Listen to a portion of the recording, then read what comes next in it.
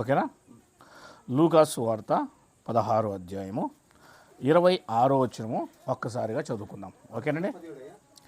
17వ అధ్యాయం 26వ వచనం.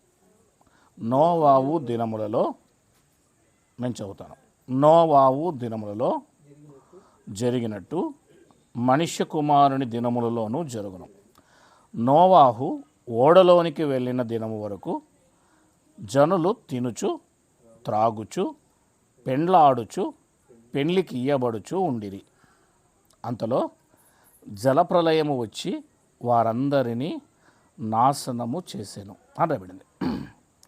ఇక నేరుగా వాక్యంలోనికి మనం వెళ్దాము. ఇక్కడ ఏం చెప్పాలని ప్రయత్నం చేస్తున్నాడు ప్రభువైన యేసుక్రీస్తు వారు అని అంటే, ఆయన యొక్క రెండవ రాకడ కోసం మాట్లాడుతున్నాడు. అది మనం కాస్త పక్కన పెడితే, జలప్రలయం ఎందుకు వచ్చింది, నోవాహు కాలంలోనే ఎందుకు వచ్చింది అని మనం ఆలోచిస్తే, నోవాహు దినంలో జరిగినట్టు అని అన్నాడు, మనిషి కుమారుని దినముల్లో కూడా జరుగుతుంది అని అన్నాడు. అయితే 27వ వచనంలో నోవాహు ఓడలోనికి వెళ్ళిన దినము వరకు అని రాబడింది. ఓడలోనికి వెళ్ళిన దినము వరకు ప్రజలు ఏం చేస్తున్నారు, జనులు ఏం చేస్తున్నారు?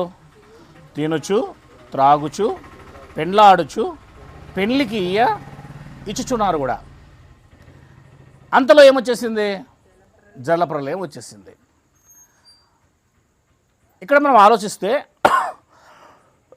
ఎంతమంది రక్షించబడ్డారు జలప్రలయంలో అనంటే, పేతురు రాసిన మొదటి పత్రిక 3వ అధ్యాయము 19వ వచనాన్ని చదువుకుందాం. పేతురు రాసిన మొదటి పత్రిక 3వ అధ్యాయము 19వ వచనాన్ని చదువుకుందాం. ఏమ్మా డిస్టర్బ్ కానించండి. దేవుని దీర్ఘశాంతము ఇంకా కనిపెట్టుచున్నప్పుడు పూర్వము నోవాహు దినములలో ఓడ సిద్ధపరచబడుచుండగా, ఒకవైపున ఏం జరుగుతూ ఉంది? ఓడ సిద్ధపరచబడుతూ ఉంది, ఓడ సిద్ధమవుతూ ఉంది, ఓడ సిద్ధమవుతూ ఉంది. అసలు ఓడ ఎవరి కొరకు? నోవాహు కొరకు, నోవాహు కుటుంబం కొరకు. 7 పవిత్ర అపవిత్ర జంతువులు లోపలికి వస్తాయి. అంటే భూలోకమును మరలా తిరిగి కాపాడడానికి భూలోకములో సంతానము, వారికి కావలసిన జీవరాశి ఆహారం ఉండాలి కనుక దీని కొరకు ఏం చేస్తున్నాడు? ఓడను సిద్ధం చేస్తున్నాడు ఒకవైపున. ఎవరు? నోవాహు అని రాయబడించండి. నోవాహు దినములలో ఓడ సిద్ధపరచబడుచుండగా, ఒకవైపున ఓడ సిద్ధమవుతూ ఉంది, ఒకవైపున ఓడ సిద్ధమవుతూ ఉంది, మరొక వైపున అవిధేయులైన వారి విషయంలోకి మనం వెళ్తూ ఉన్నాం. అవిధేయులు, విధేయత, అవిధేయత. అవిధేయత అంటే అది పాపం. దేవుని మాట వినకపోవటమే అవిధేయత. సౌలు బైబిల్లో కనిపిస్తాడు.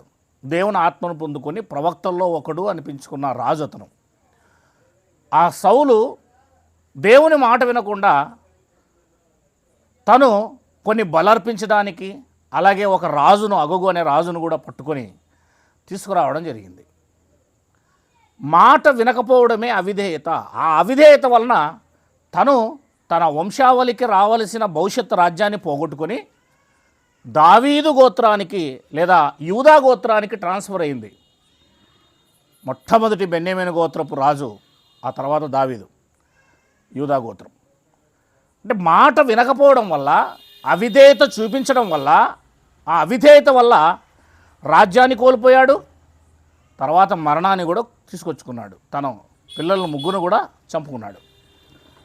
అవిధేయత. ఇక్కడ అవిధేయులు ఎవరు అని ఆలోచిస్తే మనము, ఎవరుగా దేవుని కుమారులే. అవిధేయులు ఎవరు అంటే దేవుని కుమారులే. వారు విధేయులుగా ఉన్నవారు అవిధేయులుగా ఎలా మారారు? ఒకప్పుడు ఆదాము వాళ్ళు దేవునికి విధేయులు. ఎప్పుడైతే దేవుడు ఏ మాట అయితే చెప్పాడో వారికి ఒక ధర్మశాస్త్రాన్ని ఇచ్చాడు. ఆ ధర్మశాస్త్రం ఏంటంటే ఆజ్ఞ. ఆ పండు మంచి చెడును తెలివినిచ్చు వృక్షఫలం తినవద్దు అనేదే ఆజ్ఞ. దాన్ని ధర్మశాస్త్రం అంటాం. ఆజ్ఞ 1 అయినా 10 అయినా 606 అయినా. కనుక ఆ ఆజ్ఞను మీరటం వల్ల వారు విధేయులుగా ఉన్నవారు అవిధేయులుగా మారిపోయి పాపం మరణం ఏలింది. అదేవిధంగా నోవాహు కాలంలో కూడా విధేయులు ఉన్నారు. ఆ విధేయులే అవిధేయులుగా మారిపోయారు. నేటి క్రైస్తవ్యం కూడా విధేయులుగా మనం ఉండొచ్చు. 1 సంవత్సరం, 2 సంవత్సరాలు, 5 సంవత్సరాలు, 10 సంవత్సరాలు. ఏదో ఒక రోజు మనం కూడా అవిధేయులుగా మారచ్చు. దేవుని మాట వినకుండా దేవుని మీద వెదురు తిరిగే వారికి కూడా మనం తయారు కావచ్చు. బైబిల్ అది సెలవిస్తుంది.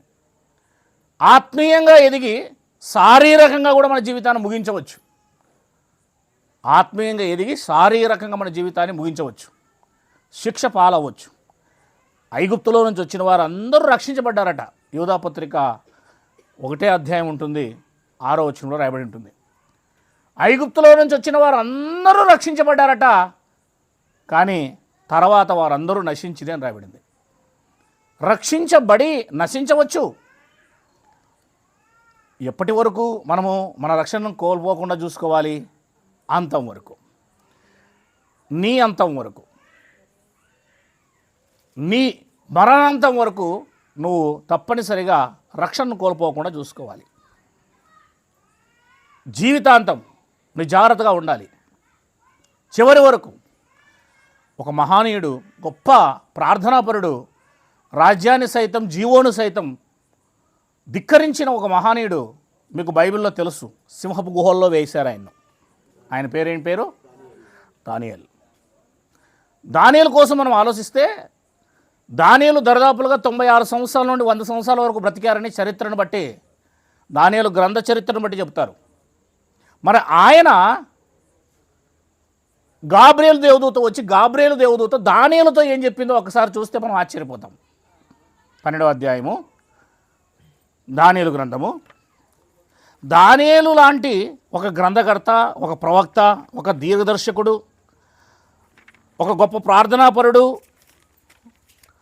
చిన్నప్పటి నుండే దేవుని కోసం బ్రతకడానికి నిర్ణయం తీసుకున్నవాడు, ఎన్నో కళలు, ఎన్నో మర్మాలను ఛేదించినవాడు, అలాంటి గొప్ప ఆయనతో గాబ్రియేలు దూత ఏమని చెప్తుందో చూడండి. 12వ అధ్యాయము 12వ వచనం. 1335 దినములు ఆగి కనిపెట్టుకున్నవాడు ధన్యుడు అని గాబ్రియేలు దూత చెబుతా ఉంది. ఎవరితో? దానియేలుతో. ఇప్పుడు 13వ వచనం. నీవు అన్నాడు చూడండి. అక్కడ గాబ్రియేలు దూత ఎవరితో చెబుతున్నాడు? ఎవరితో మాట్లాడుతున్నాడు? దానియేలుతో మాట్లాడుతున్నాడు. అందుకే నీవు అనే సంబోధన అక్కడ జరుగుతూ ఉంది. నీవు అంటున్న వ్యక్తి వేరు, దానియేలుతో అంటున్నాడు. దానియేలుతో, ఓ దానియేలు, నీవు అంత్యము వరకు నిలకడగా ఉండిన ఎడలా. ఇంకేంటి, ఇప్పటికే 96 సంవత్సరాలు, 100 సంవత్సరాలు ఆయనకు. రేపు మాపు చనిపోతున్నాడు. ఆ రేపు మాపు చనిపోయినా సరే నీ మరణాంతరం వరకు నీవు నిలకడగా ఉండాల్సిందే, నిలబడాల్సిందే, దేవుళ్ళో నిలకడగా ఉండాల్సిందే. మీరు ఎప్పుడైనా హెచ్కేల్ గ్రంథం 18వ అధ్యాయాన్ని 32వ అధ్యాయాన్ని చదువుకోండి బాగా నీట్గా. ఇంటికి వెళ్ళిన తర్వాత నీతిమంతుడు తన నీతిని మధ్యలో వదిలేస్తే వాని నీతి వాడు పాపం చేసేటప్పుడు వాడిని కాపాడదు అని రాయబడింది. నీతిమంతుని నీతి ఎప్పుడు చెల్లుతుందంటే ఆ నీతిని కొనసాగిస్తున్నప్పుడే. దుష్టుడు తన దుష్టత్వాన్ని వదులుకొని నీతిమంతుడుగా మారితే ఆ దుష్టత్వాన్ని కూడా దేవుడు చూడకుండా నీతినే చూస్తాడు. నీతిమంతుడు 10 ఏళ్ళు నీతిగా జీవించి 11వ ఏట దుష్టత్వంలోకి వస్తే దేవుడు ఇన్ని 10 సంవత్సరాలు నీతిని దేవుడు చూడడు, ఆ దుష్టత్వాన్ని చూస్తాడు. దానియేలు అనే ఆయన గొప్ప ప్రవక్త, లేకపోతే గొప్ప దీర్ఘదర్శకుడు. బైబిల్ లెక్చరర్స్ ఆయనకు ఆదర్శంగా తీసుకుంటారు. రాజులు సైతం ఆయన మోకాల దగ్గర, ఆయన కాళ్ళ దగ్గర పడ్డారు. అసలు రాజులు సైతం, చక్రవర్తులు సైతం ఆయన అంటే ప్రేమించారు. అట్లాంటి గొప్ప భక్తిపరుడు, గాబ్రియేలు దూత వచ్చి ఏం చెప్తుంది? మరొకసారి చదవండి. నీవు అంత్యము వరకు లేదా అంతము వరకు నిలకడగా ఉండిన ఎడల, అప్పుడు నిలకడగా ఉంటేనే టాటా బాయ్ బాయ్ అని వెళ్ళిపోయేది కాదు. ఇది మధ్యలో వెళ్ళిపోయేది కాదు. వివాహం చేసుకున్న తర్వాత అది 100 ఏళ్ల పంట అని అంటారు కదా. దేవుని నమ్ముకున్న తర్వాత కూడా చనిపోయేదాకా నువ్వు వదలకూడదు. ఇంకా మధ్యలో దేవుని నమ్ముకున్నాను ఒక 5 సంవత్సరాలు, ఇంకా నాకు చాలా అయిపోయింది, టాటా బాయ్ బాయ్ చిన్న నేను వస్తాను అని వెళ్ళిపోయేది కాదు. ఇది 40 రోజులు వేసుకునే బట్టలు కాదు ఇవి. 10 రోజులు వేసుకునే వస్త్రాలు కాదు ఇవి. 40 రోజుల ఉపవాసం కాదు ఇది. ఒకసారి క్రీస్తును నమ్మిన తర్వాత, క్రీస్తులోకి వచ్చిన తర్వాత ఆయనకు భార్య విధువు. నీ మరణాంతరం ఆయనతోనే ఉండాలి, ఆయన చెప్పినట్లే జీవించాలి. అందుకే దానియేలుతో గాబ్రియేలు దూత చెబుతున్నది ఏంటంటే, నీవు అంత్యము వరకు నిలకడగా ఉండిన ఎడల లేని పక్షాన ఏదో సంథింగ్ ప్రాబ్లం ఉంది. నిలకడగా ఉండిన ఎడల విశ్రాంతి నొంది, నీ ఆత్మ ఏమవుతుంది అప్పుడు? విశ్రాంతి నొంది కాలాంతమందు నీ వంతులో నిలిచెదవు. నువ్వు నిలకడగా నీ జీవితాన్ని దేవునిలో కాపాడుకోగలిగితే చివరి వరకు, అప్పుడు విశ్రాంతి తీసుకొని నీవు కాలాంతమందు ఎక్కడుంటావు? దేవునితో ఉంటావు. ఒకవేళ ఈ మధ్యలో పోగొట్టుకున్నావనుకో, మరో దగ్గరికి వెళ్ళిపోతావు. పోగొట్టుకోవడం కూడా ఉంది. అపోస్తుల కార్యములు 1వ అధ్యాయము 24వ వచనం. మీరు బైబిల్ తెరిచినట్లయితే చదవడానికి ప్రయత్నం చేయండి. ఓకే.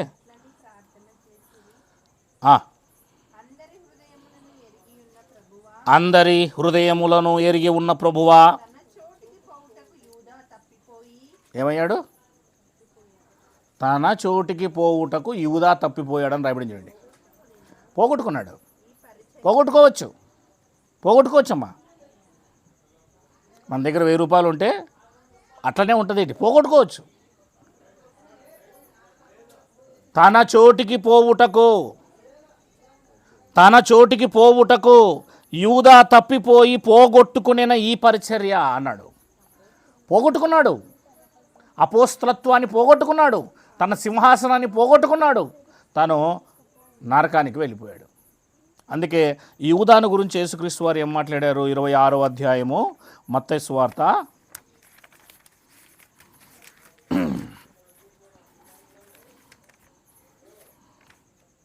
24వ వచనం. మనుష్య కుమారుని గూర్చి వ్రాయబడిన ప్రకారం ఆయన పోవుచున్నాడే గాని, ఎవని చేత మనుష్య కుమారుడు అప్పగింపబడుచున్నాడో ఆ మనుష్యునికి ఎక్కడ శ్రమ? భూమి మీద ఏం శ్రమ ఉండదు. చచ్చిపోబోతున్నాడు, ఉరేసుకోబోతున్నాడు, నడిమికి బద్దలైపోయి ప్రేగులన్నీ బయటికి రాబోతున్నాయి. ఇంకేంటి శ్రమ? నెక్స్ట్ డేనే చనిపోబోతున్నాడు. ఆత్మకు శ్రమ. తన ఆత్మ ఎక్కడికి వెళ్ళిపోతుంది? నరకానికి వెళ్ళిపోతుంది. తప్పిపోయాడు. 3.5 సంవత్సరాలు యేసయ్యను పట్టుకొని ఉన్నవాడు తన కార్యాలు ఏదో, తన సొంత కార్యాలు తను చేసుకుంటూ వచ్చాడు. విధేయుడిగా లేదు, అవిధేయుడిగానే ఉన్నాడు. మిగిలిన 11 మంది అపోస్తుల వలె ఇతను లేడు. తన గురి, తన ఆలోచన, తన విధానం భూమి మీదే ఉంది. తన పౌరస్థితి పరలోకముందని మర్చిపోయాడు. ఆఖరికి యేసుక్రీస్తునే అమ్మేశాడు 30 వెండి నాణేలకి. అంటే డబ్బు కోసం యేసయ్యను నమ్ముకున్న వాళ్ళు ఉన్నారు, డబ్బు కోసం యేసయ్యను అమ్ముకున్న వాళ్ళు ఉన్నారు, డబ్బు కోసం ఏమైనా చేసేవాళ్ళు ఉన్నారు. ఇతను ఆఖరికి యేసయ్యను 30 వెండి నాణేల కోసం అమ్ముకున్నాడు, డబ్బు కోసం. ఆర్థిక శాఖ మంత్రి పదవి ఇచ్చాడు కదా, కానుక పెట్టి అనే దగ్గరే కదా ఉండేది, కానుక బాక్సు, కానుక సంచి. ఈయన రాజు అయితే రేపొద్దున నేనే ఆర్థిక శాఖ మంత్రి అవుతాను అనుకున్నాడు. భౌతికంగా రాజు అవుతాడు అనుకున్నాడు ఆయన. ఇది అయ్యేటట్టు లేదే, రోమన్స్ ఇతన్ని పట్టుకొని యూదులు తీసుకెళ్ళిపోయేటట్టున్నారే, ఇతను ఇంకా రాజు ఎలా అవుతాడు, కనుక ఇతను రాజు అవ్వలేడు, ఇతని ఆలోచన వేరుగా ఉంది, నా ఆలోచన వేరుగా ఉంది, కనుక ఇతను రాజు అవ్వలేడు భౌతికంగా, రోమా సామ్రాజ్యం తర్వాత ఇతను పరిపాలిస్తాడేమో ప్రపంచాన్ని అనుకున్నాను నేను ప్రపంచంని ఇతను పరిపాలిస్తే దాంట్లో దొంగలించిందంతా కూడా భూమిలో సగభాగం కొనేద్దాం అనుకున్నాను అని అనుకున్నాడు ఇతను భౌతికంగా ఆలోచించాడు, యేసయ్య ఆత్మీయంగా చెప్తా ఉన్నాడు. ఆఖరికి ఇతని పరిస్థితి ఏమైందంటే యేసయ్య యొక్క మనసు ఇతనికి అతనికి లింక్ కాలేదు, అసలు సరిపోలేదు. కనుక అతని ద్వారా అతను చూసుకున్నాడు, ఇంక యేసయ్య నమ్మడానికి ప్రయత్నం చేశాడు.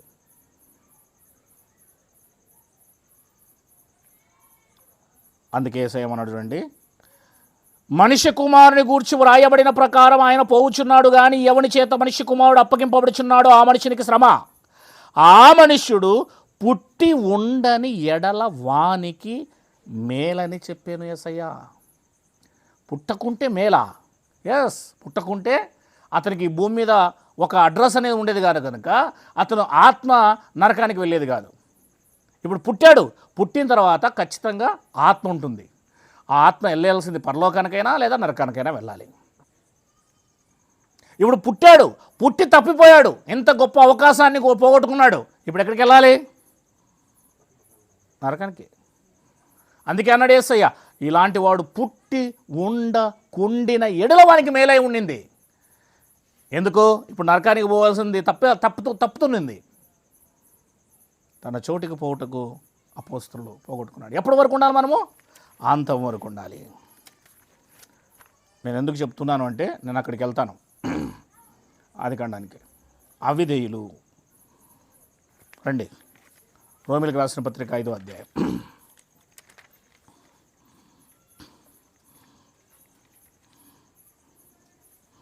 రోమిలకు రాసిన పత్రిక 5వ అధ్యాయం మనందరికీ తెలిసిన విషయమే. 12వ వచనం, ఇట్లుండగా ఒక మనిషిని ద్వారా పాపము ద్వారా మరణమును ఏలాగు ప్రవేశించెను. ఈ భూమి మీద మొట్టమొదటి మానవుడైన ఆదాము ద్వారా మన అందరికీ ఏం ప్రాప్తించింది? ప్రవేశించింది లోపలికి పాపము, మరణం, ఆత్మీయ మరణం. పాపము ఆత్మీయ మరణాన్ని తీసుకొచ్చింది. అపరాధముల చేత, పాపముల చేత మీరు చచ్చిన వారై ఉండగా అని రాయబడి ఉంటుంది బైబిల్ ఎఫెసీ 2లో. అపరాధముల చేత, పాపముల చేత మరణించాం, ఆత్మీయంగా మరణించాం. అంటే మన శరీరము మరణించడం కాదు.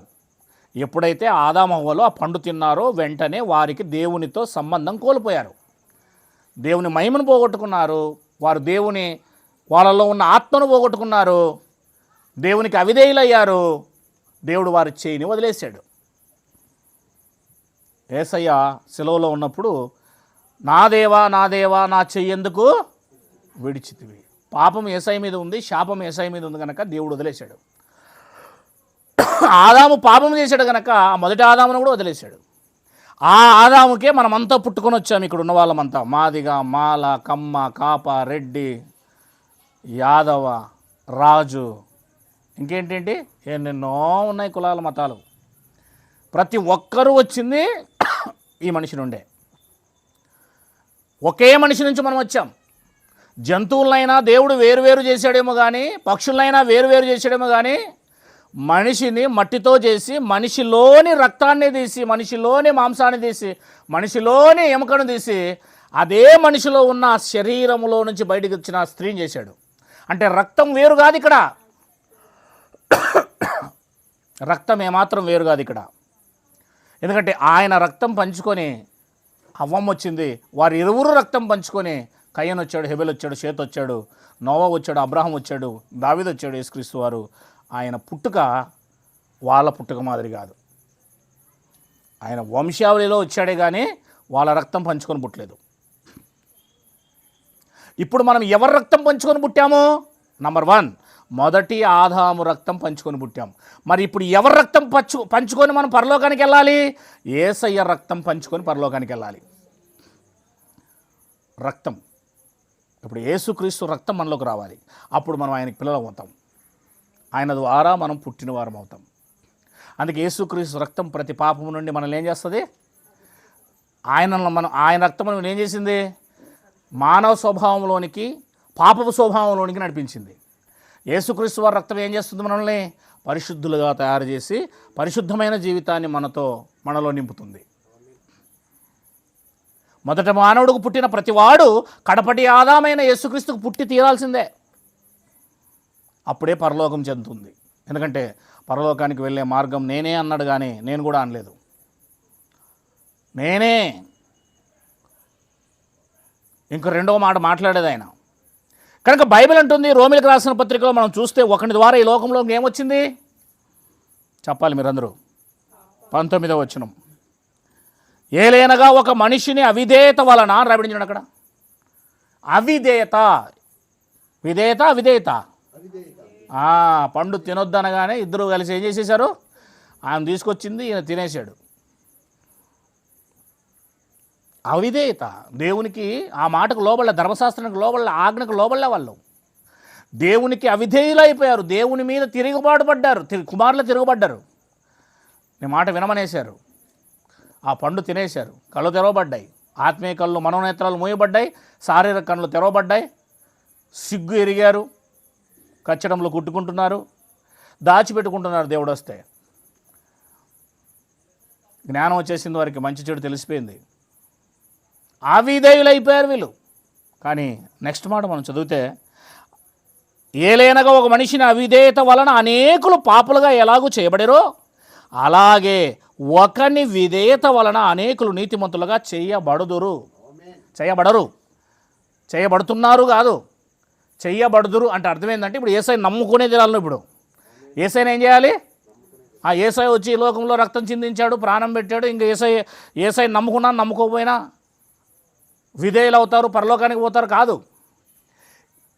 ఆదాముకు పుట్టావు, ఆదాము సంతతిలో వచ్చావు, నువ్వు అవునన్నా కాదన్నా ఈ ఆదాము కూడా నువ్వు పుట్టాలి. ఇప్పుడు ఈ ఆదాము కూడా నువ్వు పుట్టాలి. పుట్టాలంటే ఏం చేయాలి? ముందు విశ్వసించాలి. ఏం చేయాలి? విశ్వాసం ద్వారానే కదా, మనం ఆయనకు పుడతాం. విధేయత అంటే ఏంటి? విశ్వాసం ఉంచాలి. మళ్ళీ ఇప్పుడు 3వ అధ్యాయము అదే రోమిలకు రాసిన పత్రిక 22వ వచనం, అది యేసుక్రీస్తునందలి విశ్వాసం మూలమనేదై నమ్మువారందరికీ కలుగు దేవుని నీతి అయి ఉన్నది. నమ్మితేనే దేవుని నీతి వస్తుంది.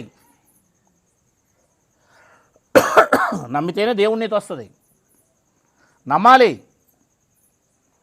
ఇదిగో ఇప్పుడు చెబుతున్నాం కదా మేము, ఇంకెవరు బాప్తిసం తీసుకోలేదు, ఇంకెవరు దేవుని కోసము ముందుకు రాలేదు, నిర్ణయం తీసుకోలేదు, వాళ్ళందరికీ ఇప్పుడు చెప్పబడతా ఉంది. రాత్రి మీ మరణం అయితే మీరు ఎక్కడికి వెళ్తారు? ఈ రాత్రి మీ మరణం అయితే మీరు ఎక్కడికి వెళ్తారు?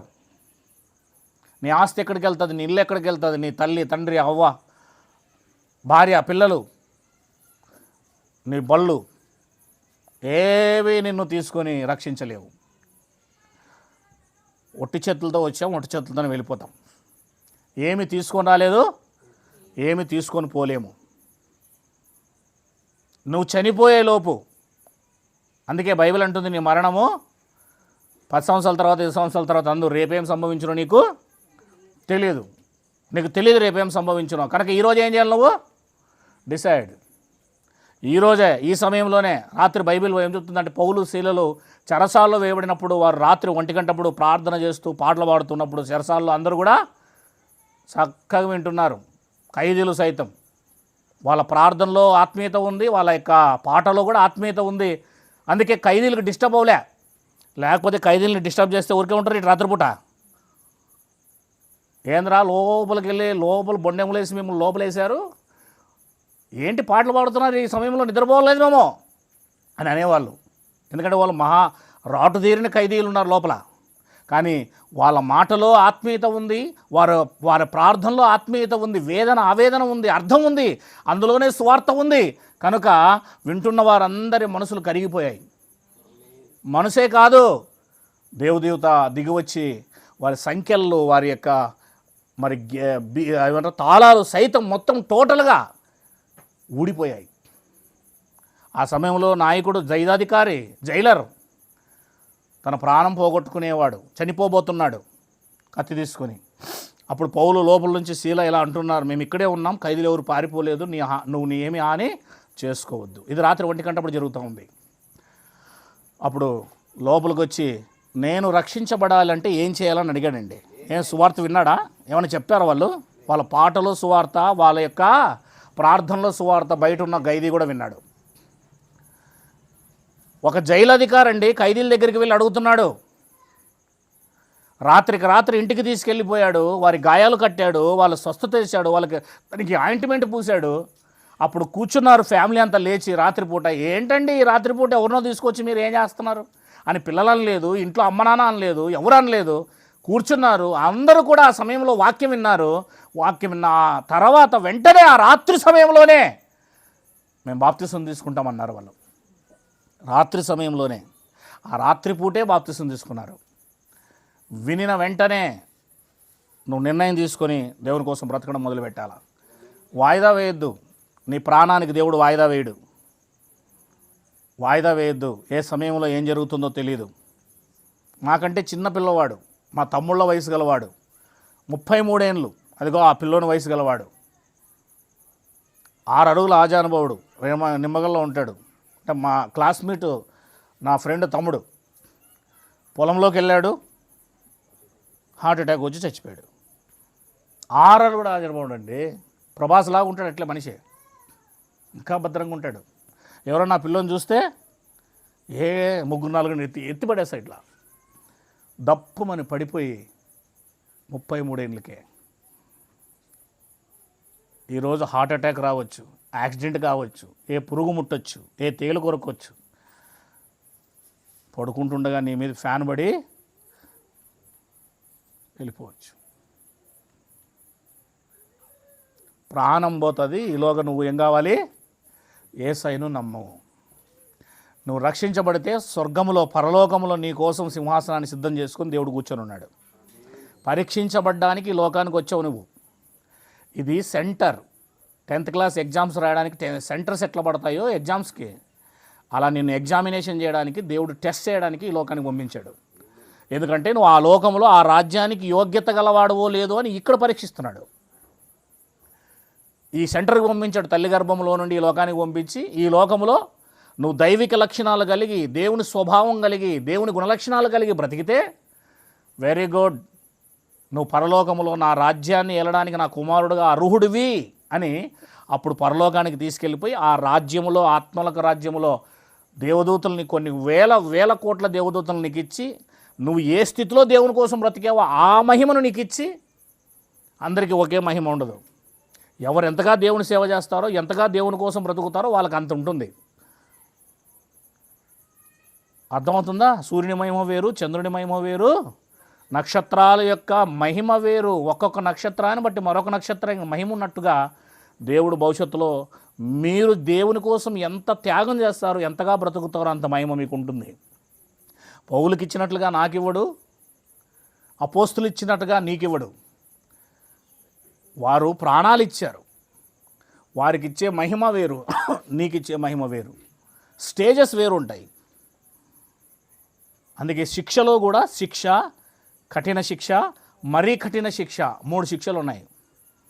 శిక్ష మామూలుది, కఠిన శిక్ష ఇంకొంచెం ఎక్కువ, మరీ కఠిన శిక్ష ఇది ఘోరాతి ఘోరమైంది నరకంలో.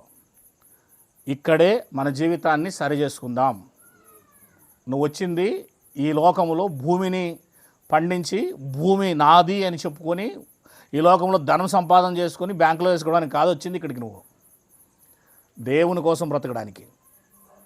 అసలు దేవుడు మనల్ని తల్లి గర్భములో పుట్టినది మొదలుకొని, అంటే తల్లి గర్భములో పడినది మొదలుకొని తన గ్రంథములో నీ కోసం రాసుకున్నాడు. ఆ రాసుకున్న దాన్ని బట్టి నువ్వు ఏం చేయాలి? ఇక్కడ భూమి మీద తన చిత్తాన్ని తెలుసుకోవాలి, తన చిత్తాన్ని ఎరగాలి. హెబ్రీ పత్రిక 10వ అధ్యాయంలో 5వ వచనం చదవండి ఒకసారి. యేసుక్రీస్తు వారి కోసం గ్రంథములో లిఖించబడినట్లుగా తాను ఏం చేయడానికి వచ్చాడో చెబుతారు ఆయన. హెబ్రీ పత్రిక 10వ అధ్యాయం 5వ వచనం. కాబట్టి ఆయన అంటే యేసుక్రీస్తు వారు, నువ్వు కూడా ఈ లోకంలో ప్రవేశించావు. ఆయన కూడా ఇలాగే ప్రవేశించాడు, అంటే తల్లి గర్భం మరియ గర్భంలో ప్రవేశించాడు. ఆయన ఇలాగ అంటున్నాడు, దేవా బలి అర్పణ నీవు కోరలేదు, నాకొక శరీరమును అమర్చితివి. మనమంతా కూడా శరీరాన్ని అమర్చుకొని వచ్చాం. పూర్ణ హోమములను పాప పరిహారార్థ బలులను నీకు ఇష్టమైనవి కావు. అప్పుడు అంటే ఇది అతని గూర్చి రాయబడినప్పుడు, నేను గ్రంథపు చుట్టలో నన్ను గూర్చి వ్రాయబడిన ప్రకారము దేవా నీ చిత్తము నెరవేర్చుటకు, అది యేసుక్రీస్తు వారు చేసిన పని. ఆయన తెలుసుకోగలిగాడు. ఆయన భూమి మీదకి వచ్చింది కుమారుడుగా, ఆయన దేవుడే కానీ భూమి మీదకి వచ్చినప్పుడు ఆయన కుమారుడు. దైవత్వం ఆయనలో ఉంది 100%, కానీ ఆయన 100% మానవుడుగా ఉన్నాడు. ఆయన అంటున్నాడు, మానవుడుగా ఉన్నప్పుడు దేవుడా నువ్వు నా కోసం ఏం చేసావు, ముందుగానే వ్రాయించావు. అవి చేయడానికి నేను 33 సంవత్సరాలు భూమి మీదకి వచ్చాను.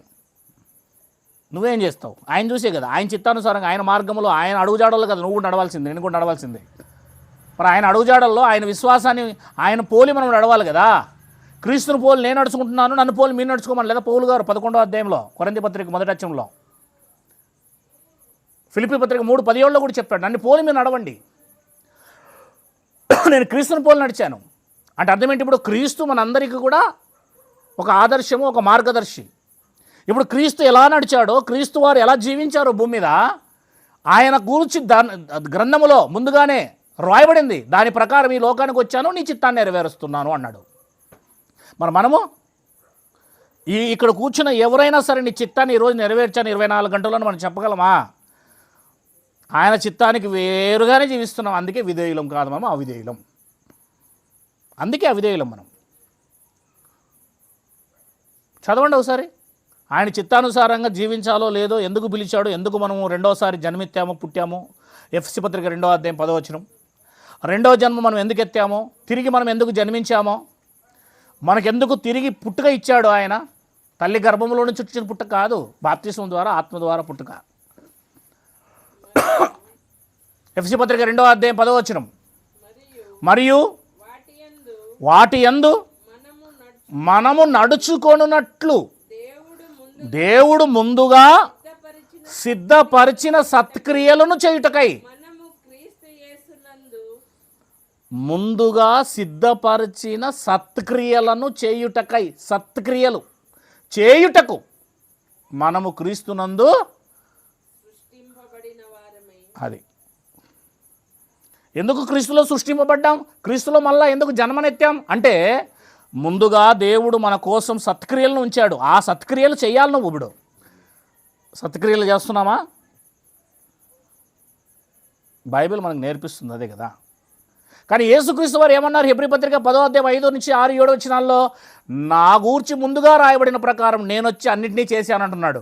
చేశాడా లేదా చూడండి. 17వ అధ్యాయము యోహాను సువార్త 4వ వచనంలో ఆయన ఈ లోకంలో ఒక అధ్యాయంలో పెద్ద ప్రార్థనది, 26 వచనాలు ఉంటాయి అందులో. చాలా పెద్ద ప్రార్థన తన శిష్యుల కోసం చేశాడు. అప్పుడు ఆయన ఏమంటున్నాడు చూడండి ఆ ప్రార్థనలో, చేయుటకు నీవు నాకిచ్చిన పని అంటే దేవుడితో మాట్లాడుతున్నాడు ప్రార్థనలో. చేయుటకు నీవు నాకిచ్చిన పని నేను సంపూర్ణముగా నెరవేర్చి భూమి మీద నిన్ను మహిమపరిచితిని తండ్రి అని రాబడించండి. ఏ ఏ పనులైతే నాకు ఇచ్చావో చేయటానికి 33 సంవత్సరాల్లో అవన్నీ చేసేసాను. 18వ అధ్యాయంలో ఆయన తీసుకెళ్ళిపోయి పట్టుకుపోతారు. 19వ అధ్యాయం 20వ అధ్యాయం మీకు తెలుసు, జైల్లో వేస్తారు, కొడతారు, చంపేస్తారు. 21వ అధ్యాయంలో తిరిగి లేస్తాడు. ఉండేది 21 అధ్యాయులే. అంటే చిట్ట చివరిలో ఆయన సేవా అంతములో ఆయన చెబుతున్న మాటలు అవి. నీ పని అంతా చేసేసాను ప్రభువా. మరి చేస్తే ఏం లాభము? ఎందుకు చేశానంటున్నాడు? ఆ చేస్తే ఉపయోగం ఏంటి? ఆయన పని చేస్తే ఉపయోగం ఏంటి? చదవండి ఏం చెప్తున్నాడు అక్కడ. తండ్రి ఈ సృష్టి పుట్టక మునుపు నీ యొద్ద నాకు ముందు ఏ మహిమ ఉండేనో. చూసారా, జగత్తు పునాదులు వేయబడక మునుపు నేను నీ దగ్గర ఉన్నాను కదా. అప్పుడు ఈ లోకానికి వచ్చాను కదా, తల్లి గర్భములో మరి గర్భములో. జగత్తు పునాదులు వేయబడక మునుపు, లోకం పుట్టక మునుపు నాకు ఏ మహిమ ఉండెనో ఆ మహిమ మరసంగా చదవాలి. మీరు ఎవరైనా చదవండి. ఆ మహిమతో నన్ను ఇప్పుడు అంటే అర్థం ఏంటి? తిరిగి నన్ను స్వర్గములో నీ దగ్గర నీ కుడిపార్శ్వమున కూర్చొండబెట్టు అంటున్నాడు. చూడండి, ఎవడనాలి ఆ మాట? దేవుడు చెప్పినట్లుగా జీవించి ఈ భూమి మీద విధేయతగా సర్వకాలం మన ప్రాణ పర్యంతరం కూడా, అప్పుడు మనం ప్రార్థన చేస్తే పరలోకంలో నాకు స్థలం ఇమ్మని, అప్పుడు దేవుడు స్థలం ఇస్తాడు. ఏమీ చేయం, పరలోకంలో ప్లేస్ కావాలి మనకి, రిజర్వేషనే చేయం. ట్రైన్లో మనకు ఒక సీటు కావాలా? ఎక్కడి నుంచి వస్తుంది? కనీసం తత్కాలను ముగిస్తే కదా, కనీసము వెయిటింగ్ లిస్టులోనూ నువ్వు బుక్ చేసుకుంటే కదా, ఆ రేసులో బుక్ చేసుకుంటే కదా కనీసం. అసలు బుక్ ఏం చేయవు అసలు. నీకు టికెట్ ఎక్కడి నుంచి వస్తుంది? సీట్ ఎక్కడి నుంచి దొరుకుతుంది? బైబిల్ ఏం నేర్పిస్తుంది మనకి? దేవుడి లోకానికి నీకు ఇచ్చిన వయసు 70-80 సంవత్సరాలు ఎందుకోసం అంటే ఆయన కోసం బ్రతకడానికి. నీ కోసం సృష్టి అంతా ఇచ్చాడు, వాటిని చంపుకొని తింటున్నావు, వాటిని తినేస్తున్నావు, అవన్నీ నీ కోసం చచ్చిపోతున్నాయి. ఆఖరికి నీ ఆత్మను రక్షించడానికి దేవుడే చచ్చిపోయాడు. లోకము చచ్చిపోతుంది నీ కోసము, దేవుడు చనిపోయాడు. ఇక నువ్వు ఎవరి కోసం బ్రతుకుతావు? అంటే ఈ దీన్ని చంపుకొని తినడము, ఇటు ఏసైను చంపుకొని తినడమే మన పని. ఆత్మ రక్షించబడ్డానికి దేవుడు వచ్చాడు, నీ శరీరం కోసం సృష్టిని ఇచ్చాడు. శారీరకంగా దేవుడు నిన్ను కాపాడుతున్నాడు, ఇట్లా ఆత్మీయంగా కూడా నిన్ను రక్షిస్తున్నాడు. 2 రకాలుగా నిన్ను రక్షిస్తున్నాడు. కనుక మనం చేయాల్సిన పని ఏంటి? ఇప్పుడు దేవుడిచ్చిన సృష్టిని అనుభవించు, దేవుని కోసం బ్రతుకు. దేవునికి మహిమ కలుగును గాక. అర్థమవుతుందా? అవునమ్మా. మన పిల్లలు ఉన్నారనుకో, ఎవరన్నా ఆడికి పోయి ఏదైనా తీసుకురాపురా అంటే నాకేమిస్తావు అంటాడు. నీకు 2 బిస్కెట్లు ఇస్తానరా అంటే పరిగెడతాడు. ఈసారి ఎప్పుడు పిలిచి వస్తాడు వాడు. చాక్లెట్లు ఇస్తాను, బిస్కెట్లు ఇస్తానంటే, ఆ చిల్లర ఉంచుకోరా అంటే ఎప్పుడు పిలిచి వస్తాడు. అంటే మనం వాడికి ఏదైనా ఇస్తే మన పని టక్కని చేస్తాడు. ఇప్పుడు దేవుడి సృష్టిని అంతా మన కోసం ఎందుకు ఇచ్చాడు? వీటిని అనుభవించు, నా కోసం బ్రతుకు. వీటిని అనుభవించు, నా కోసం బ్రతుకు. అందుకే దేవుడు ఇచ్చాడు.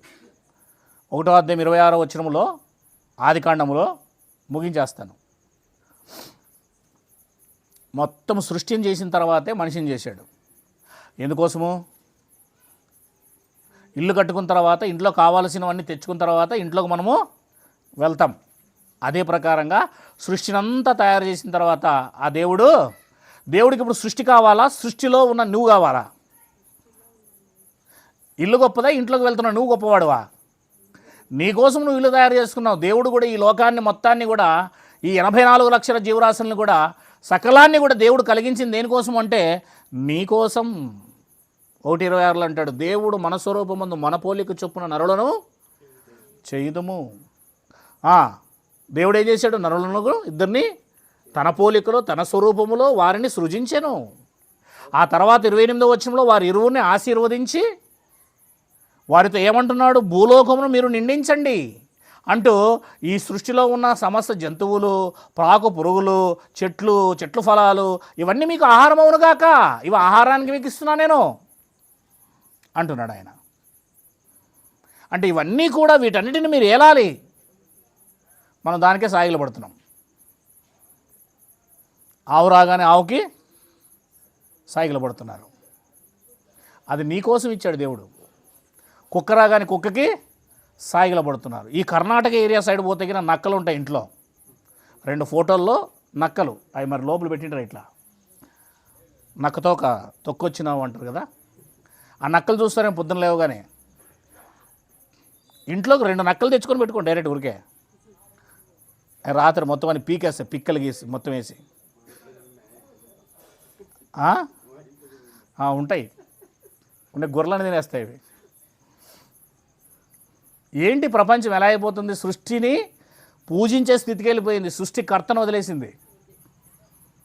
మనం క్రైస్తవులు ధనాన్ని, సమయాన్ని దేవునికి ఇవ్వడం లేదు అంటే మనం దాన్ని పూజిస్తున్నాం అని అర్థం. దేవుని కంటే ఎక్కువగా ధనాన్ని ప్రేమిస్తున్నాం, దేవుని కంటే ఎక్కువగా పొలాన్ని ప్రేమిస్తున్నాం, దాని కంటే ఎక్కువగా ఉద్యోగాన్ని ప్రేమిస్తున్నాం, దేవుని కంటే ఎక్కువగా వీటన్నిటిని ప్రేమిస్తున్నాం. అంటే మనం కూడా ఎవరు? విగ్రహారాధికులం. దేవునికి ఇచ్చే సమయం దేవునికి ఇవ్వాలి. మనము ఆయన వారము. మనం ఎవరు? ఆయన వారం. కనుక అవిధేయత స్థితిలోనికి మనం వెళ్ళకూడదు. రండి, పేతురుపత్రిక, నాకు సమయం లేదు కనుక ఇక ముగించేస్తాను. మరలా మనం ఆలోచన చేద్దాం వీలైతే. ఈ ఊర్లో మరలా ఏమైనా శుక్రవారం ఉందా? ఎవరైనా పెట్టుకుంటున్నారా? నువ్వు పెట్టుకుంటావమ్మా? రైట్.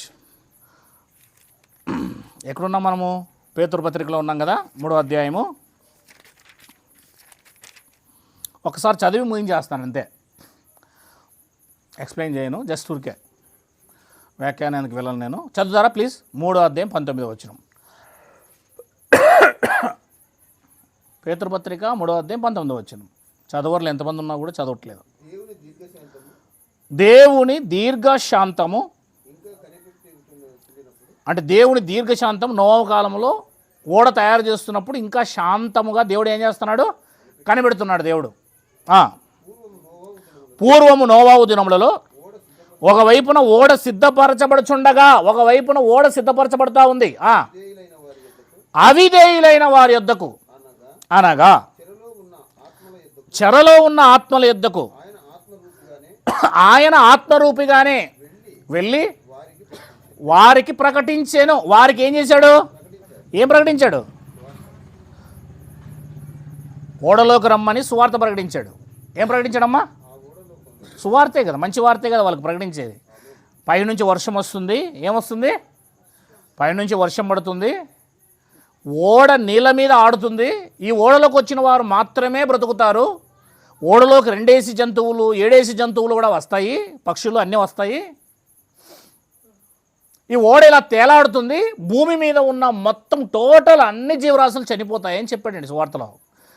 అప్పుడు అక్కడున్న జనాభా కేవలం షేతు నుంచి వచ్చిన జనాభాను ఆదాము సంతావళి, 5వ అధ్యాయం ఆదికాండంలో ఉన్న వంశావళి, 4వ అధ్యాయం 16 నుంచి కయీను వంశావళి. ఈ 2 వంశావళిలే ఉన్నాయి అక్కడ. నరుల కుమార్తెలు అంటే కయీను సంతానము, దేవుని కుమారులు అంటే షేతు సంతానము. ఈ 2 సంతానాలు ఏం చేశాయి అంటే, దేవుని కుమారులు నరుల కుమార్తెలు చక్కని వారని చూసి వారిని వివాహం చేసుకోవడం మొదలుపెట్టారు. వీరు విశ్వాసులు కాదు, అవిధేయులు. వీళ్ళు కయీను సంతానం, వీళ్ళు వివాహం చేసుకోకూడదు. కానీ దేవుని కుమారులు ఎవరంటే ఆదాము నుంచి వచ్చిన షేతు, 3వవాడు. కయీను తర్వాత హెబెల్, హెబెల్ తర్వాత షేతు, షేతు తర్వాత ఎనోషు. షేతు మొదటి కుమారుడుగా అయిపోయాడు. ఎందుకంటే మొదటి కుమారుడు బయటికి దేవుని సన్నిధిలో నుంచి, ఆదాము ఇంట్లో నుంచి, రేషన్ కార్డులో నుంచి పేరు తొలగించబడింది. వేరే దగ్గరికి వెళ్ళిపోయాడు, నోదు అనే ప్రాంతానికి అతను వెళ్ళిపోయాడు. ఇప్పుడు ఇంట్లో ఉన్నది ఎవరంటే 2వవాడు హెబెలు, చనిపోయాడు. అతనికి పెళ్లి కాలేదు, పిల్లలు పుట్టలేదు. కనుక 3వవాడు మొదటి స్థానం తీసుకున్నాడు, వంశావళి స్థానాన్ని. అతను షేతు. అతని వంశావళి నుండి వచ్చిన ప్రతి ఒక్కరు కూడా దేవుని నమ్ముకుంటున్నారు. ఒక మార్గం ఉంది వాళ్ళకి పరలోకానికి వెళ్ళడానికి. కనుక వారు దేవుని నమ్ముకున్న వాళ్ళు కనుక దేవుని కుమారులు అయ్యారు. అక్కడ కయీను సంతానం కూడా పెరుగుతూ ఉంది. నోవహు కాలానికి ఈ షేతు సంతానము, ఇటు కయీను సంతానము నోవహు కాలానికి 1656 సంవత్సరాలు పట్టింది. ఈ 1656 సంవత్సరాలకి ఈ సంతానం పూర్తిగా అభివృద్ధి అయ్యేపాటికే, వాళ్ళు 1000 సంవత్సరాలు దరదాపులుగా బ్రతికేవారు కనుక పూర్తిగా అభివృద్ధి అయ్యేపాటికే ఇక్కడున్న దేవుని కుమారులు వీళ్ళని చూసి అక్కడ కూడా మనుషులు ఉన్నారని చెప్పేసి వీళ్ళు వివాహం చేసుకోవడం మొదలుపెట్టారు. అది దేవుడికి నచ్చలేదు. విశ్వాసికి అవిశ్వాసికి జోడు లేదు కదా, కొరింథీ పత్రికలో చెప్తుంది. కనుక వాళ్ళ జోలికి వెళ్ళొద్దు, వారిని వివాహం చేసుకోవద్దని దేవుడు చెప్తూ ఉంటే మీరు 6వ అధ్యాయం అదే గమనిస్తూ ఉంటారు. ఇక నరుల హృదయం చెడ్డది, బాల్యము నుండి వాళ్ళ ఊహ అంతా చెడ్డది అనుకుంటూ దేవుడు చెప్తూ ఉంటాడు. కింద మీరు నరమాతులు అయిపోయారు, మీరు దేవుని ఆత్మకు వ్యతిరేకంగా జీవిస్తున్నారు, నా ఆత్మ సంతాపం పొందుతుంది, నేను బాధపడుతున్నాను, నరులు చేసినందుకు నాకు చాలా బాధగా ఉంది అంటూ నోవహుతో మాట్లాడతాడు. నోవహు ఒకడే నీతిమంతుడు, నీవు నీ సంతానము ఓడ తయారు చేసుకోండి, నేను మొత్తాన్ని అందరిని చంపేస్తాను అని చెప్తాడు. అది మీరు గమనిస్తారు. అక్కడ ఆయన చిత్తసారక మానతో ఓడ తయారు చేసుకుంటాడు, ఆయన చెప్పినది యావత్తు చేస్తాడు. అట్లు చేసినని ఉంటుంది అక్కడ, యావత్తు చేసినని అర్థం. అట్లు అంటే అట్లు కాదు. కనుక ఆ ప్రకారము టోటల్గా నోవహు 8 మంది తన యొక్క సంతానం ద్వారా యూతులకు తీసుకొచ్చాడు. మరలా నోవహు నుంచి వచ్చిన వాళ్ళమే మనమంతా ఎవరు? నోవహుకు 3 కుమారులు. పేర్లు చెప్పండి. షేము, హాము, యాపేతు. ఓకే, షేము సంతానము అది అబ్రహాము సంతానం, ఇశ్రాయేలు సంతానం వైపు వెళ్ళిపోయింది. దాంట్లో నుంచి వేరే సంతానం కూడా వచ్చింది. ఇక యాపేతు సంతానము వాళ్ళందరూ కూడా ఈ ఇంగ్లాండ్ తెల్లని మనుషులు, వైట్ పీపుల్స్, ఈ అమెరికన్స్, ఇంగ్లాండియన్స్ ఉన్నారు కదా వీళ్ళు. ఇక హాము ఆఫ్రికన్స్ వాళ్ళు అన్నది వారు. ఇలా 3 తెగలుగా 3 సంతానం వేరువేరుగా రావడం జరిగింది. వాళ్ళ నుంచి మనం అంతా వచ్చాం. మనము హాము సంతానం కాదు, మనం అయితే యాపేలు సంతానమై ఉండాలి, లేకపోతే షేము సంతానమైన అయి ఉండాలి. ఈ ఇండియన్స్ అంతా కూడా ఇట్లా. ఎందుకంటే ఇండియాకి చాలా వలస వచ్చిన వారు ఎక్కువ శాతము అటుంచే వచ్చారు. సరే, ఏదేమైనా సరే మనం ఆలోచన చేస్తున్నాము, బైబిల్లో వారు అవిధేయులు అయిపోయారు. ఏమైపోయారు? అవిధేయులు అయిపోయారు. అందుకే దేవుడు వారితో చాలా వరకు మాట్లాడాడు. అదిగో అక్కడ రాయబడింది, చెరలో ఉన్న ఆత్మల యొద్దకు. చెర అంటే పాతాళ లోకం అనే చెర కాదు. చెర అంటే పాపం అనే చెరలో ఉన్నారు వాళ్ళు. ధర్మశాస్త్రం అనే చెర, మరణం అనే చెర, పాపం అనే చెర అని బైబిల్ చెప్తుంది. చెర అంటేనే డైరెక్ట్ మనం పాతాళం అనుకోకూడదు. వారు పాపం అనే చెరలోకి వెళ్ళిపోయారు. ఆ పాపం అనే చెరలోకి వెళ్ళిన వారి దగ్గరికి ఆత్మస్వరూపిగానే వెళ్ళాడు. ఎవరు? యేసుక్రీస్తు వారు. ఆత్మస్వరూపిగానే వెళ్ళి ఇప్పుడు యేసుక్రీస్తు వారు ఏం ప్రకటించారు? సువార్త ప్రకటించారు. ఎలా ప్రకటించారు? నోవాహులో ఉండి ప్రకటించాడు. నోవాహులో ఉండి ప్రకటించాడు. ఇప్పుడు నోవాహులో ఉండి ప్రకటించినప్పుడు కేవలం నోవాహు కుటుంబం. ఒకవేళ చెరాది పాతాళం అయితే నోవాహు కుటుంబం ఒకటి రక్షించబడింది అంటాడేంటి? మరి పాతాళంలో ఉన్నాడు నోవాహు కుటుంబము చెరలో కాదు కదా. మనము ఆ అలంకార భాషను అర్థం చేసుకోవాలి. చదివి ముగించేద్దాం. దేవుని దీర్ఘశాంతం ఇంకా కనిపెట్టుకునిచున్నప్పుడు పూర్వం నోవాహు దినముల్లో ఓడ సిద్ధపరచుండగా అవిధేయులైన వారి యొద్దకు, అనగా చెరలో ఉన్న ఆత్మల యొద్దకు ఆయన ఆత్మస్వరూపిగానే వెళ్ళి వారికి ప్రకటించను. సువార్త భూమి మీద బ్రతుకున్నప్పుడే ప్రకటిస్తారు. ధనవంతుడు లోపలికి వెళ్ళి అంటున్నాడు, లాజర్ను పంపుము, లేకపోతే నువ్వు పో, లేకపోతే నేను పోతా, ఏదేదో మాట్లాడుతున్నాడు. ఆడికి నోటిఫికేషన్ మాట్లాడతాడు. ఎందుకంటే అక్కడ పోయిన తర్వాత కూడా అధికారం వందే. ఆగడు అసలు. లాజర్ ఒక్క మాట మాట్లాడలేదు అక్కడ. చూసారా మీరు? కేవలం అబ్రహాం మాట్లాడుతున్నాడు. నాకు 5 మంది తమ్ముళ్ళు ఉన్నారు, ఇక్కడి నుంచి వెళ్ళాలి, లేకపోతే వాళ్ళు వినరు, నాకంటే ఘోరమైన వాళ్ళు. ఆయన చచ్చిపోతే ఎవడు పోకూడదు, చచ్చిపోయి ఎవరు ప్రకటించకూడదు, బ్రతుకున్న వాళ్ళే ప్రకటించాలని చెప్తాడు అక్కడ ఆయన. అంటే ప్రకటన చేయాల్సింది బ్రతుకున్న వాళ్ళు. చచ్చిపోయిన వాళ్ళు వస్తే ఇంకేముంది? మీ అమ్మ మీ నాయన వచ్చేసి ఇదిగో నరకం ఉందిరా, మేము నరకంలో పడుతున్నాము, జాగ్రత్తగా ఉండండి అని చెప్పేసి మన అమ్మ నాన్నలు వచ్చి చెప్తే ఈ పాటికి మనం అంతా ఏమైపోతాము? సేఫ్ అయిపోతాం. సువార్త ప్రకటించాల్సింది బతుకున్నవాడు. ఆఖరికి దయ్యం పట్టిన పుతోను కూడా ప్రకటించకూడదు. వీరు రక్షణ మార్గంలో ప్రకటించడానికి వచ్చిన వారు అంటుంది ఆమె. ఆ దయ్యాన్ని వెలుగొట్టేశాడు పౌలు గారు. కేవలం రక్షించబడిన వాడు సువార్త ప్రకటించాలి, రక్షింపబడిన మనుషులే సువార్త ప్రకటించాలి. అది వారు ప్రకటిస్తేనే వినాలి. కనుక ఈ భూమి మీద వారు ఏం చేశారంటే ఆయన ఆత్మస్వరూపిగానే వెళ్ళి వారికి ప్రకటించను. ఆ ఓడలో కొందరు, అనగా 8 మంది నీటి ద్వారా రక్షణ పొందిరి. 8 మంది ఏమయ్యారు నీటి ద్వారా? ఎవరైతే ఓడలోకి వచ్చారో ఆ 8 మంది దరిదాపులుగా 40 రోజులు రాత్రింపగళ్ళు వర్షం వచ్చిందండి. 150 దినములు భూమి మీద ప్రచండముగా నీళ్లు నిలబడ్డాయండి. 1 సంవత్సరం 10 రోజులు వారు ఓడలోనే ఉండిపోయారండి. మీరు కావాలంటే లెక్క చూసుకోవచ్చు బైబిల్ తర్వాత. 1 year 10 days, 360 రోజులు ప్లస్ 1. ఆ రోజుల్లో 365 కాదు, 360. బైబిల్ లెక్క ప్రకారం 360. కనుక 360 సంవత్సరం 10 రోజుల పాటు వారు ఓడలో ఉన్నారు. హరారాతు కొండ మీద నిలబడింది. ఆలోచన చేయండి, దేవుడు ఎంత గొప్పగా వారిని రక్షించాడు, కాపాడాడు. ఆలోచన చేయండి.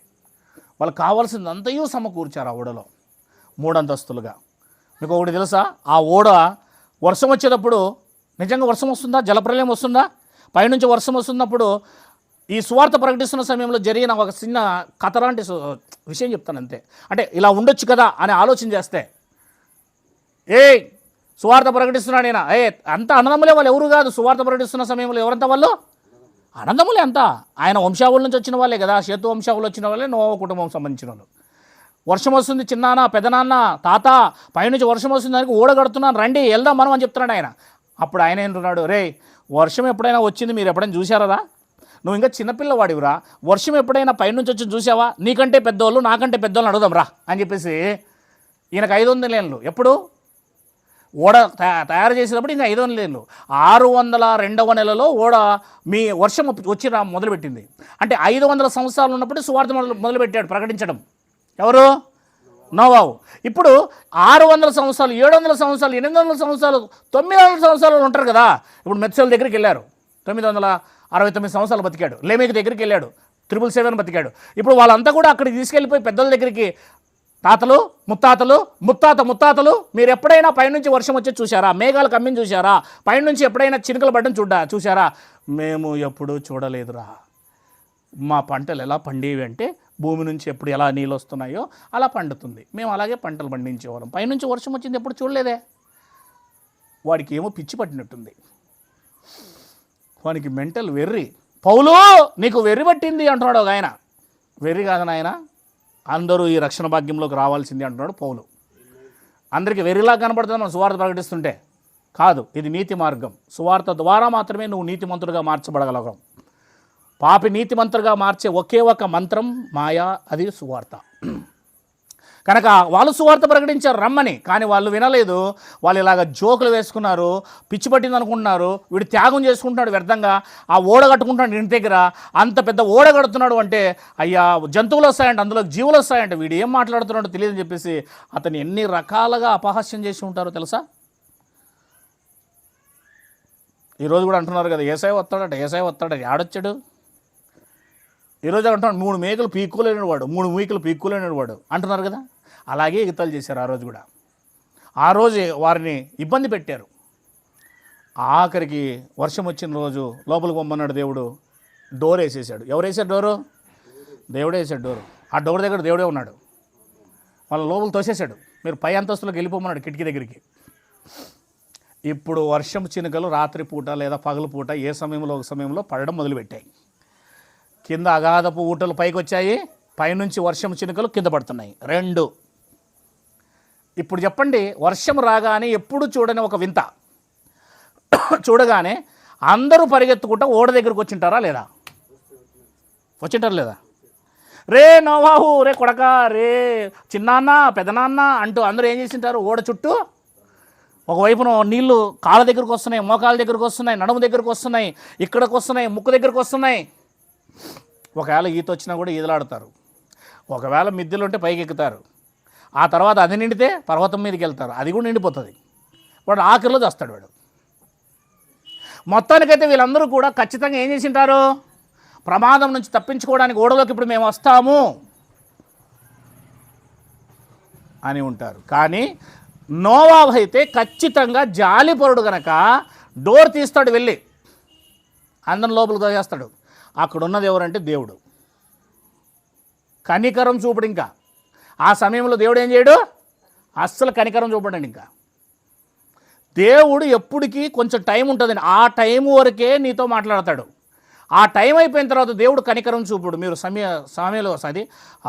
సామెతల గ్రంథం 1:31 చూసుకోండి, లేదా 22 నుంచి చూసుకోండి. దేవుడు నిన్ను పిలిచినప్పుడు నువ్వు వినాలి, ఆయన నిన్ను గద్దించినప్పుడు నువ్వు వినాలి. ఒకవేళ నువ్వు వినకుండా నీ ఇష్టం వచ్చినట్టుగా బ్రతికితే తర్వాత నువ్వెంత ప్రార్థన చేసినా ఆయన వినడని బైబిల్ చెప్తుంది. అది మీరు గమనించాలి. కనుక ఆఖరికి వాళ్ళు ఏమైపోయారు ఇప్పుడు చదవండి ఆ మాట. లూకాసు వార్త 17వ అధ్యాయము చదివి ముగించేద్దాం.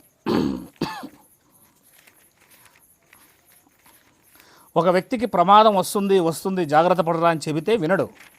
ఆ ప్రమాదం వచ్చినప్పుడు అప్పుడు వానికి అర్థమవుతుంది, కానీ అప్పుడు ఏం లాభం లేదు. 27 నోవాహు ఓడలోనికి వెళ్ళిన దినము వరకు జనులు తినుచు త్రాగుచు పెండ్లాడుచు పెండ్లికి ఇయ్యబడుచు నుండిరి. అంతలో జలప్రలయము వచ్చి వారందరినీ, దీనికంటే బాగా 24వ అధ్యాయం మత్తయి సువార్త చూడండి. 24వ అధ్యాయము మత్తయి సువార్త 38వ వచనం.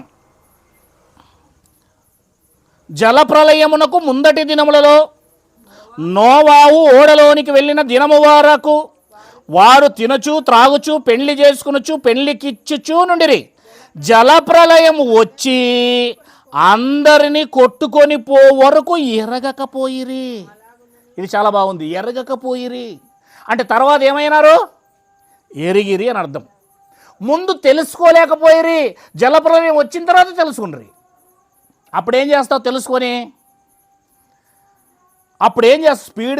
స్పీడ్ బ్రేకర్ వచ్చిందండి, 120 పోతున్నావు బలసల్లో. కింద పడి తల పగిలిపోయి రక్తం కిందకు వస్తుంది, అప్పుడు తెలుసుకొని ఏం చేస్తావు? కాలు విరిగి అక్కడ పోయి పడింది, తెలుసుకొని ఏం చేస్తావు? చెయ్యి విరిగి అక్కడ పోయి పడింది, ఏం చేస్తావు తెలుసుకొని? ప్రమాదం రాకముందే జాగ్రత్తగా ఉండాలి. జలప్రలయం వచ్చినప్పుడు తింటారంట, త్రాగుతారట, పెళ్ళికి ఇస్తారంట, పెళ్ళి చేసుకుంటారంట, నోవునేమో ఎగతాళి చేస్తారంట. జలప్రలయం వచ్చిన తర్వాత అప్పుడు అంతా తెలిసిపోయింది వాళ్ళకి, ఇంకా వచ్చిందిరా బాబోయ్ మన పని అయిపోయిందని. ఇప్పుడు ఏం చేస్తారు? ఓడ దగ్గరికి వెళ్తే ఓడలో రక్షణ దొరుకుతుందా? అందుకే జాగ్రత్త పడదాం. ఎప్పుడు పడదాం జాగ్రత్త? ఇప్పుడే జాగ్రత్త పడదాం. మన పోకడ ఈ లోకాన్ని ఎప్పుడు వదులుతాం మనకు తెలియదు. రేపేమి సంభవించను నీకు తెలియదు. ఏనాటికి ఆనాటికి చాలు. బ్రతుకున్నామంటే అది దేవుని కృప. ఇది చేయదము అది చేయదము అది దేవుని పని అని చెప్పుకొని మన జీవితాలను సరిచేసుకొని మనము అవిధేయులము కాక విధేయులముగా ఉందుముగాక. ఆమేన్.